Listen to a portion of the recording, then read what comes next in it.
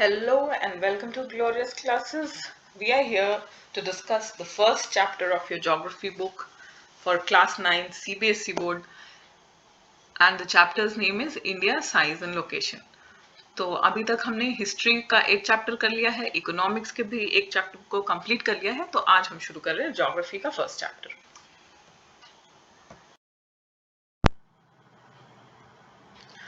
So before discussing this chapter, let's first try to know and understand what is geography. Geography क्या है, इस subject में हम क्या पढ़ते हैं, किन चीज़ों को जानने की कोशिश करते हैं. तो geography जो सब्जेक्ट है वो स्टडी है प्लेसेस और relationship between people and their environment. एक लोकेशन पे पीपल और उनके इन्वायरमेंट आपस में किस तरह से इंटरैक्ट करते हैं, उनका कैसा रिलेशनशिप है, इन्वायरमेंट का क्या इन्वायरमेंट का क्या इफेक्ट पड़ता है लोगों पर, और लोगों का क्या इफेक्ट पड़ता है इन्वायरमेंट पर. इस चीज के रिलेशनशिप को जिस सब्जेक्ट में स्टडी किया जाता है वो है ज्योग्राफी. जो ज्योग्राफर्स हैं वो physical properties of earth surface को देखते हैं. सॉइल कैसा है, अर्थ कैसा है, रॉक्स कैसे हैं, वहां पे किस तरह के मिनरल्स पाए जाते हैं, और इससे वो एग्जामिन करते हैं या पता करते हैं कि किस तरह से ये जो भी फॉर्मेशन है अर्थ का वो कहाँ से शुरू हुआ होगा, किस तरह के नेचुरल प्रोसेसेस के कारण वो ऐसा बना. और जो ज्योग्राफी जो सब्जेक्ट है वो ये समझने की कोशिश करती है, आपको ये समझाने की कोशिश करती है कि जो भी चीज आपको अर्थ सरफेस पे मिलता है, जो नेचुरल अकरिंग सब्सटेंसेस है, वो वहां पर क्यों है और वो वैसे फॉर्म में ही वहां पर क्यों है. ओवर द टाइम उनमें क्या चेंजेस आए हैं, वो किस तरह से उनका डेवलपमेंट हुआ है या डिग्रेडेशन हुआ है. इन सारे फिनोमेनास को जो स्टडी करता है जो सब्जेक्ट, उससे हम ज्योग्राफी कहते हैं. तो अब इस चैप्टर को देखते हैं. इस चैप्टर में India size and location, India का क्या साइज है और कहाँ लोकेटेड है वर्ल्ड मैप में, इस चीज को डिस्कस किया गया है. ये इस चैप्टर का फोकस है. तो जैसा अब हम सब जानते हैं कि इंडिया जो है वो एक बहुत एंशियंट सिविलाइजेशन है, बहुत एंशियंट कल्चर है. कितने हजार सालों से लोग इस पीस ऑफ लैंड पे रह रहे हैं जिसको हम इंडिया कहते हैं, ये कोई भी नहीं जानता. और जो इंडिया ज्योग्राफिकली जो इंडिया है उसमें हम पूरे इंडियन सब कॉन्टिनेंट को रेफर करते हैं, including some parts of South East Asia. क्योंकि जो हमारा जो ज्योग्राफिकल रिलीफ फीचर्स है, इवन कल्चरली हम लोग बहुत एक दूसरे से जुड़े हुए हैं. जो इंडियन कल्चर था वो अफगानिस्तान से लेकर साउथ ईस्ट इंडिया में कंबोडिया, मलेशिया, इंडोनेशिया, लाओस, सब जगह तक स्प्रेड था. तो जो इंडियन सिविलाइजेशन है वो काफी पुराना है, मल्टी डायमेंशनल है. और अगर हम सिर्फ इंडिया जो पॉलिटिकल बाउंड्रीज जिसको हम इंडिया कहते हैं, सिर्फ अगर उसकी बात करें तो ये एक मल्टीफेसिटेड सोसाइटी है. और जो 50 इयर्स हमारा इंडिपेंडेंस का जो 50 इयर्स रहा है, पास 50-60 इयर्स रहा है, उसमें इंडिपेंडेंस के बाद से हमने बहुत तरह के प्रोग्रेस किए हैं, बहुत तरह के सोशियो इकोनॉमिक प्रोग्रेस किए. सोसाइटी में बहुत चेंजेस आए हैं, कंट्री की इकोनॉमी में बहुत चेंजेस आए हैं. हमने बहुत प्रोग्रेस किया है हर एक फील्ड में, एग्रीकल्चर हो, इंडस्ट्री हो, टेक्नोलॉजी हो. ओवरऑल हमने काफी डेवलपमेंट किया है हर एक फील्ड में. अब इंडिया ने काफी कंट्रीब्यूशन दिया है वर्ल्ड हिस्ट्री के भी मेकिंग में. इंडिया का वर्ल्ड में एक काफी खास प्लेस है, बहुत इंपॉर्टेंट प्लेस है. इंडिया का जो स्ट्रेटेजिक लोकेशन है, कल्चरल जो यहाँ का डायमेंशंस है, स्पेशली हमारा population, we are the second largest country in the world population wise. तो हमारा पॉपुलेशन, हमारा जो ब्रेन है, यहाँ पे लोगों का जो ब्रेन है वो वर्ल्ड इकोनॉमी को शेप करने में काफी इम्पॉर्टेंट रोल प्ले करता है. कैसे करता है ये इन सब चीजों को हम आगे देखेंगे. और जो आपके सोशल स्टडीज के डिफरेंट सब्जेक्ट्स हैं, history, economics, geography, political science, इन सारे सब्जेक्ट्स को जब आप मिलाकर सोचोगे तब आपको पता चलेगा कि जो इंडियन लोग हैं, जो इंडियन डायस्पोरा है, वो किस तरह से पूरे वर्ल्ड इकोनॉमी को शेप करने में बहुत ज्यादा कंट्रीब्यूशन देता है. Location, India is a vast country lying entirely in the northern hemisphere. India जो है वो एक बहुत बड़ा कंट्री है. It is the 7th largest country in the world area wise. अब इंडिया कहाँ सिचुएटेड है वर्ल्ड मैप पे, ये देखते हैं. नॉर्दर्न हेमिस्फेयर ये इक्वेटर है, जो इस मैप पर आप जो डॉटेड लाइन देख रहे हो 0 डिग्री लैटिट्यूड, इसे हम इक्वेटर कहते हैं। तो इक्वेटर के नॉर्थ के तरफ जो है वो नॉर्दर्न हेमिस्फेयर है, और इक्वेटर के साउथ में जो कंट्रीज है, जो प्लेसेस है, वो सदर्न हेमिस्फेयर में है। तो इंडिया कहाँ लाई करता है? इंडियन नॉर्दर्न हेमिस्फेयर में लाई करता है। और हमारा जो लैटिट्यूडनल सिचुएशन है वो क्या है? 8 degree north and 37 degree north, इन दोनों लैटिट्यूड्स के बिटवीन इंडिया लाई करता है। यहाँ पे आप देख रहे हो ये 30 डिग्री लैटिट्यूड है और ये है 0 डिग्री, तो कुछ 0 से थोड़ा से ऊपर है हम, और 30 से भी कुछ ऊपर है। जो लॉन्गिट्यूड्स है, ये जो आप वर्टिकल लाइंस देख रहे हो इस मैप पे, ये जो है ये लॉन्गिट्यूड्स है, इन्हें हम ज्योग्राफी में लॉन्गिट्यूड्स कहते हैं। तो लॉन्गिट्यूड्स में इंडिया कहाँ लाई करता है? 68, ये 60 डिग्री है यहाँ पर, ये 70 डिग्री और 80 डिग्री, फिर ये 90 डिग्री। तो इंडिया लाई करता है 68 डिग्री ईस्ट से 97 डिग्री ईस्ट। ईस्ट क्यों? क्योंकि यहाँ जो 0 डिग्री है उसके ईस्ट साइड में है हम, तो इसलिए लॉन्गिट्यूडनली हम ईस्ट में हैं और लैटिट्यूडनली हम नॉर्थ में हैं। The Tropic of Cancer 23 degree north divides the country in almost 2 equal parts. इसको देखते हैं ट्रॉपिक ऑफ कैंसर कहाँ है और किस तरह से इंडिया को डिवाइड करता है। इस मैप में तो ट्रॉपिक ऑफ कैंसर नहीं बना हुआ, इस मैप पे देखते हैं। इस मैप पे देखिए, ये जो डॉटेड लाइन है जो इंडिया को ऑलमोस्ट 2 हाफ्स में डिवाइड कर रहा है, ये है ट्रॉपिक ऑफ कैंसर। अब वर्ल्ड मैप पे 2 ट्रॉपिक्स को ड्रॉ किया गया है। जो सेंट्रल है वो है 0 डिग्री लैटिट्यूड इक्वेटर, जो नॉर्दर्न पार्ट में ट्रॉपिक है वो है ट्रॉपिक ऑफ कैंसर, और जो सदर्न पार्ट में है वो है ट्रॉपिक ऑफ कैप्रिकॉर्न। ट्रॉपिक्स क्या होते हैं, इन सारी चीजों को हम इस चैप्टर में फर्दर डिटेल में डिस्कस करेंगे। अभी just this is the position where India is situated on the world map. To the southeast and southwest of the mainland lie the Andaman and Nicobar Islands and the Lakshadweep Islands in Bay of Bengal and Arabian Sea respectively. अब Indian territory के 2 islands भी part हैं, लक्षद्वीप और अंडमान निकोबार। ये लक्षद्वीप है, ये हमारे west side में है, और जो अंडमान निकोबार है वो ईस्ट साइड में है। ये 2 आइलैंड्स भी हमारे मेन टेरिटरी इंडियन लैंडमास के पार्ट हैं।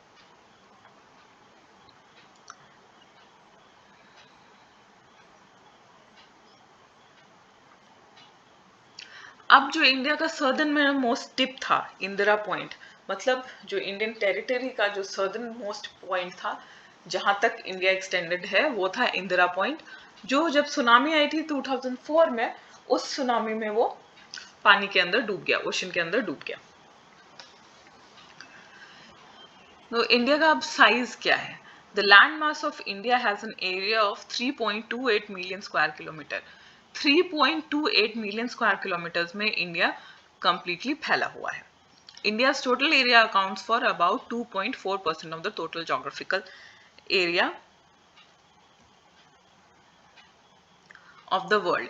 इंडिया पूरे वर्ल्ड का, ये जो येलो में आप जो पोर्शन देख रहे हो, ये पोर्शन इंडिया का, सॉरी, वर्ल्ड का 2.4% लैंड मास है। पूरे वर्ल्ड में सारे कॉन्टिनेंट्स को मिलाकर जितना लैंड है उसका 2.4% इंडिया पार्ट है। और एरिया वाइज कितना है हमारा फिगर? 3.28 million square kilometre. इन सारी चीजों को आपको याद रखना होगा। मिलियन स्क्वायर किलोमीटर और 2.4% of the geographical area. From figure 1.2 it is clear that India is the 7th largest country of the world. जैसा मैंने आपको बताया कि इंडिया जो है वो area wise 7th largest country है वर्ल्ड में। India has a land boundary of about 15,200 kilometer and total length of coastline of mainland including Andaman and Nicobar, Lakshadweep is 7,516.6 kilometre. India का टोटल अगर kilometre के wise देखें तो total land boundary है 15,200 kilometre और coast line है हमारा जो एरिया सी के पास जो होता है लैंड उसको हम कहते हैं कोस्ट लाइन. तो हमारा टोटल कोस्ट लाइन दोनों आइलैंड्स को मिलाकर है 7,516.6 kilometre. India is bounded by the Young-Fold Mountains in the northwest, north and northeast. अब इंडिया का नॉर्थ वेस्ट, नॉर्थ और नॉर्थ ईस्ट कहाँ होता है पहले ये देखते हैं. सबसे पहले आपको किसी भी मैप को समझने के लिए ये सबसे ज्यादा जरूरी है कि आप ये समझो कि मैप में डायरेक्शंस किस तरह से देखते हैं. मैप का जो ऊपर का पोर्शन होगा वो नॉर्थ होता है, जो नीचे होगा वो साउथ होता है, जो आपके राइट हैंड साइड होगा वो ईस्ट होता है और जो लेफ्ट हैंड साइड होगा वो वेस्ट होता है. इसलिए जम्मू एंड कश्मीर इंडिया के नॉर्थ में है, जो नॉर्थ ईस्टर्न स्टेट्स हैं वो हमारे ईस्ट में है, उड़ीसा, बंगाल ये सब ईस्ट में है और जो गुजरात, राजस्थान है ये हमारे वेस्टर्न स्टेट्स हैं, ये वेस्ट में है. तो इस चीज को आपको समझना जरूरी है कि मैप पे डायरेक्शन किस तरह से देखते हैं. यहाँ पे आप देख सकते हो नॉर्थ का सिंबल बना हुआ है नॉर्थ को पॉइंट करते हुए. ठीक है, तो यहाँ पर जिस सेंटेंस को हम पढ़ रहे थे वो क्या कहता है, हमारे नॉर्थ वेस्ट में, नॉर्थ में और नॉर्थ ईस्ट में यंग फोल्ड माउंटेन्स हैं. यंग फोल्ड माउंटेन्स क्या होता है?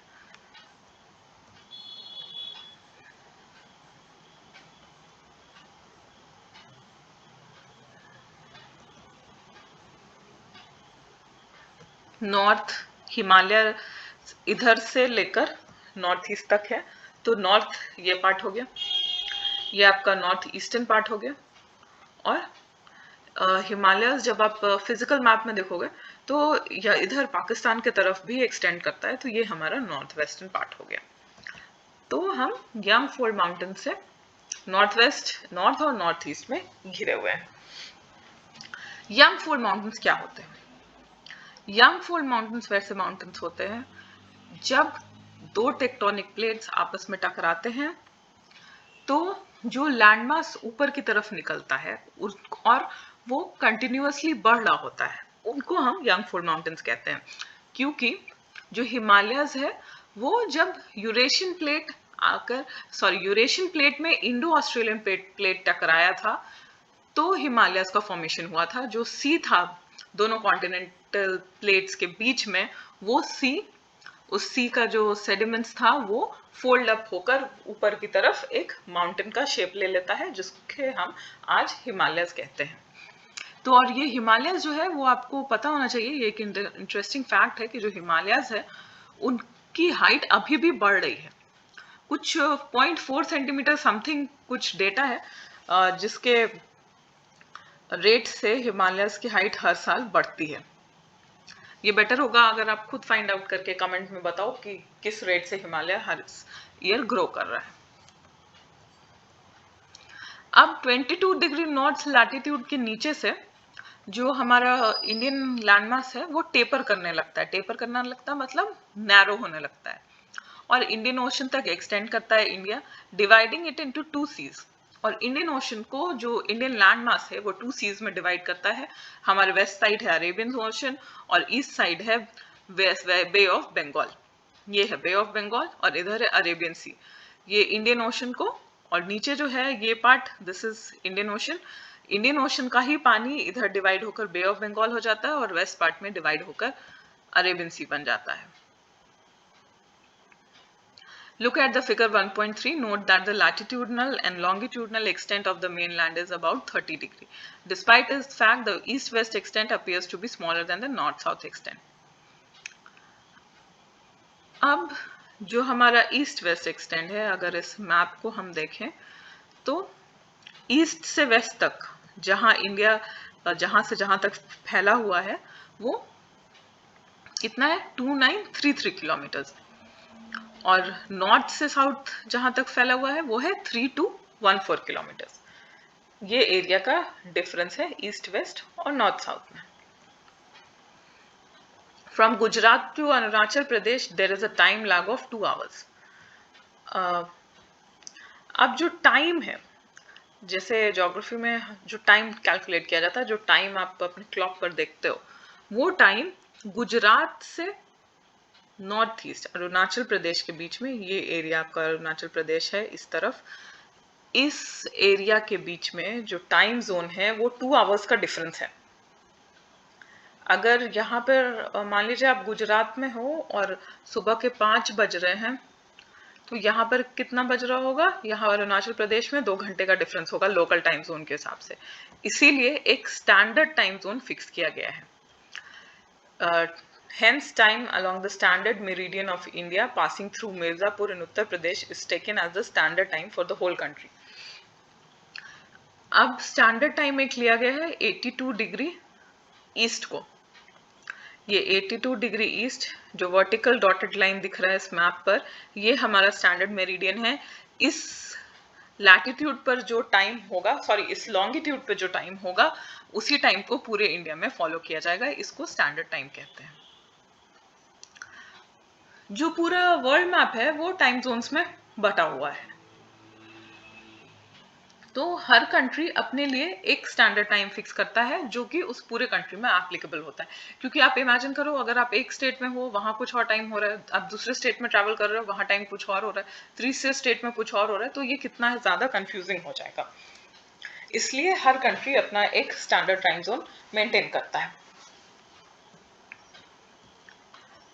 और ये स्टैंडर्ड मेरिडियन कितने डिग्री लॉन्गिट्यूड है, 82 डिग्री ईस्ट लॉन्गिट्यूड है, और ये कहाँ से पास करता है, मिर्जापुर उत्तर प्रदेश से पास करता है।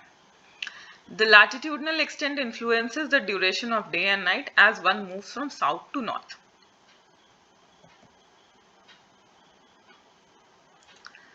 India and the world.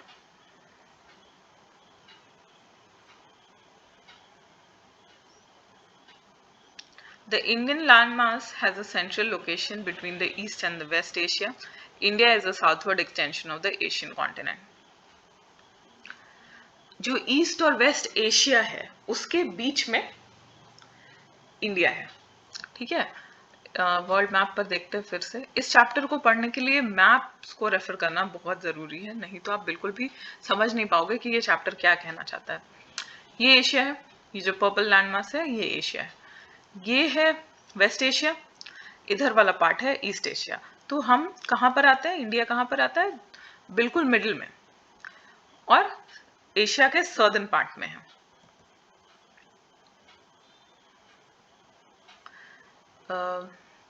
The trans-Indian ocean routes which connect the countries of Europe in the west and the countries of East Asia provide a strategic central location to India. Note that the Deccan Peninsula protrudes in the Indian Ocean, thus helping India to establish close contact with West Asia, Africa, Europe from the western coast, and with South Asia and East Asia from the eastern coast. No other country has a long coastline on the Indian Ocean as India has, and indeed it is India's eminent position in the Indian Ocean which justifies the naming of an ocean after it. ये para क्या आपको समझाना चाह रहा है, यहाँ पे हम इंडिया की लोकेशन देखते हैं। ठीक है, यूरोप कहाँ है, यूरोप इधर है, अफ्रीका इधर है, ये पूरा पर्पल पार्ट जो है वो एशिया है। अब यूरोप से अगर कोई इस तरफ जाना चाहता है, अगर कोई चाइना से ट्रेड करना चाहता है या कोई भी शिप चाइना जाना चाहता है, तो उसको कहाँ जाना होगा, इंडिया आएगा ऑब्वियसली रास्ते में। तो इंडिया जो है यूरोप और ईस्ट एशिया के बिल्कुल बीच में लोकेटेड है। अगर कोई भी सी रूट होगा तो उसको इंडिया को क्रॉस करके ही जाना होगा।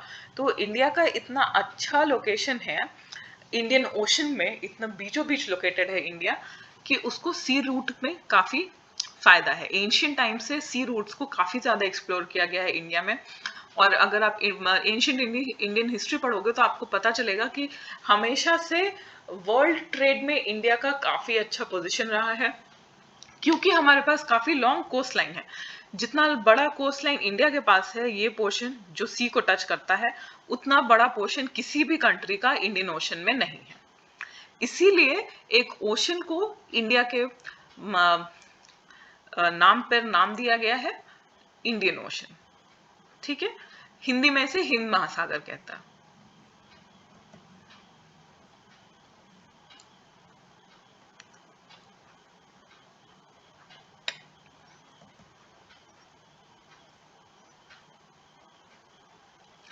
ये जो बार ग्राफ है, ये दिखा रहा है किस तरह से डिफरेंट कंट्रीज के डिफरेंट साइजेस हैं। रशिया जो है area in square kilometre 17.09, Canada 9.98, US 9.83, Canada और यूएस में थोड़ा ही डिफरेंस है। फिर आता है चाइना 9.60, फिर ब्राजील 8.51, फिर ऑस्ट्रेलिया, क्योंकि ऑस्ट्रेलिया जो है वो खुद में कॉन्टिनेंट भी है और कंट्री भी है, तो ऑस्ट्रेलिया का एरिया काफी बड़ा है 7.69, और फिर आता है इंडिया 3.28। तो हम 7th रैंकिंग पे है। 1 2 3 4 5 6 7, इंडिया 7th लार्जेस्ट कंट्री है एरिया वाइज।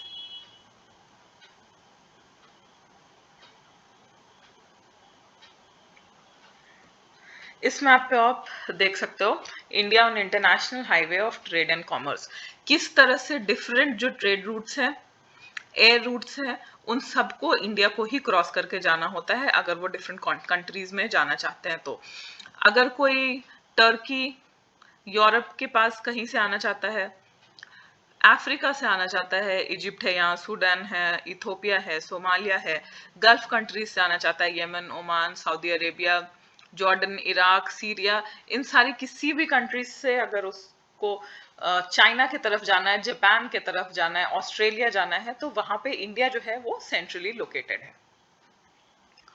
जो ब्लू डॉटेड लाइंस है वो सी रूट्स है, और जो ब्राउन लाइंस है वो एयर रूट्स को डिपिक्ट करते हैं। यहाँ पर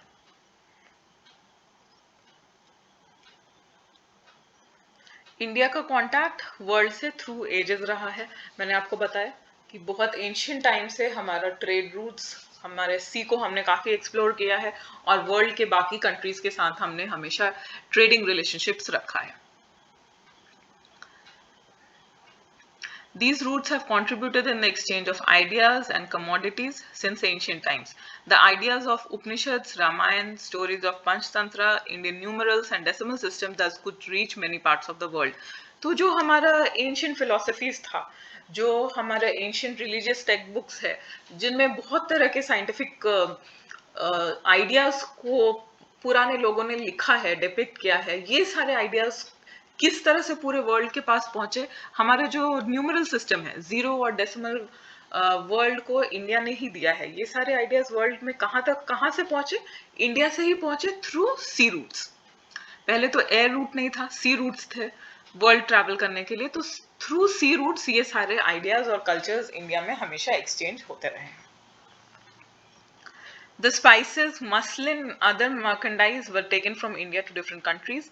इंडिया से जो सबसे ज्यादा एक्सपोर्ट होने वाले, या जिसकी खोज में ट्रेडर्स, दूसरे कंट्रीज के ट्रेडर्स पुराने जमाने में इंडिया आते थे, वो था स्पाइसेस। अलग अलग तरह के मसाले जो स्पेशली साउथ इंडिया में होते हैं, उनकी बहुत ज्यादा डिमांड थी पहले पुराने जमाने में, अलग अलग कंट्रीज में। उनको पाने के लिए ट्रेडर्स यहाँ आते थे। मसलिन एक बहुत फाइन वैरायटी ऑफ क्लॉथ होता है जो सिर्फ इंडिया में बनता था। उसको लेने के लिए, उसके ट्रेड के लिए लोग यहाँ आते थे, और भी बहुत different varieties of clothes, silk, other products जिसको इंडिया से लेकर लोग ओवर द वर्ल्ड सेल करते थे।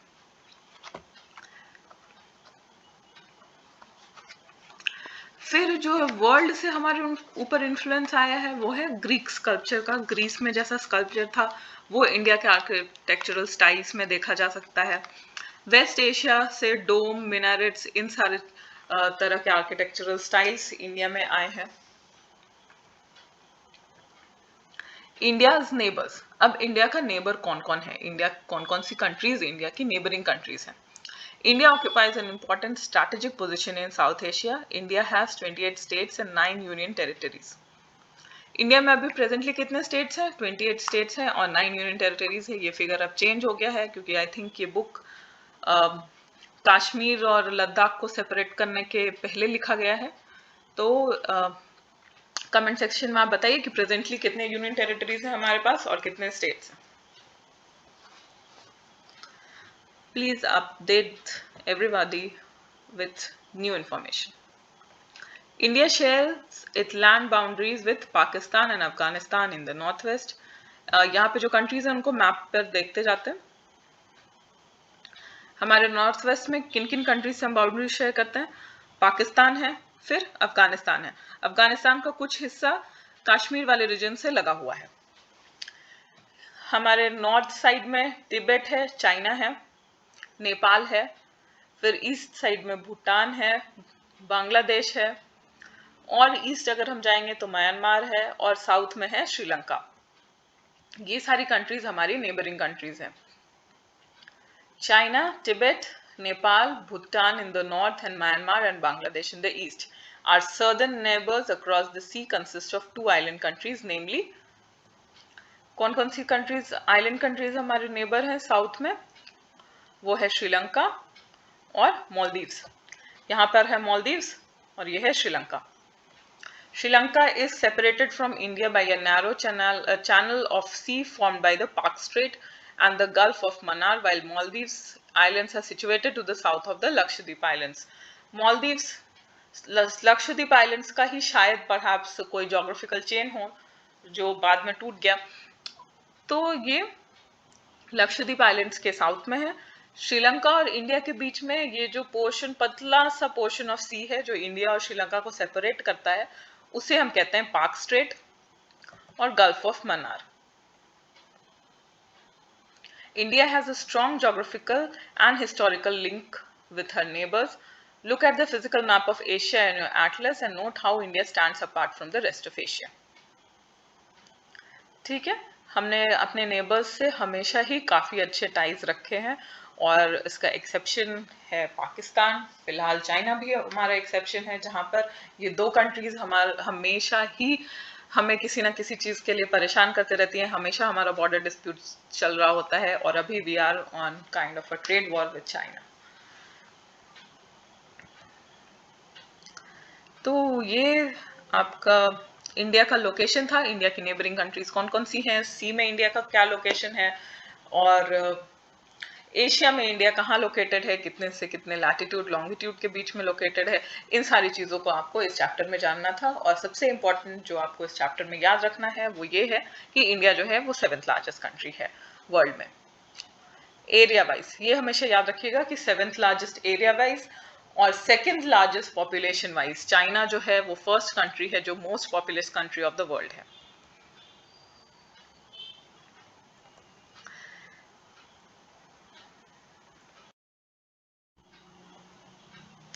सो आई होप आपको ये चैप्टर समझ में आया होगा। इसके क्वेश्चन आंसर्स को हम एक सेपरेट वीडियो में डिस्कस करेंगे, जहां पर मैं आपको क्वेश्चंस डिटेल में समझाऊंगी और कुछ एक्स्ट्रा क्वेश्चंस भी देने की कोशिश करूंगी। So if you have any problem, if you're not able to understand anything, please write down in the comment section and I will help you out with them. Thank you. Bye bye.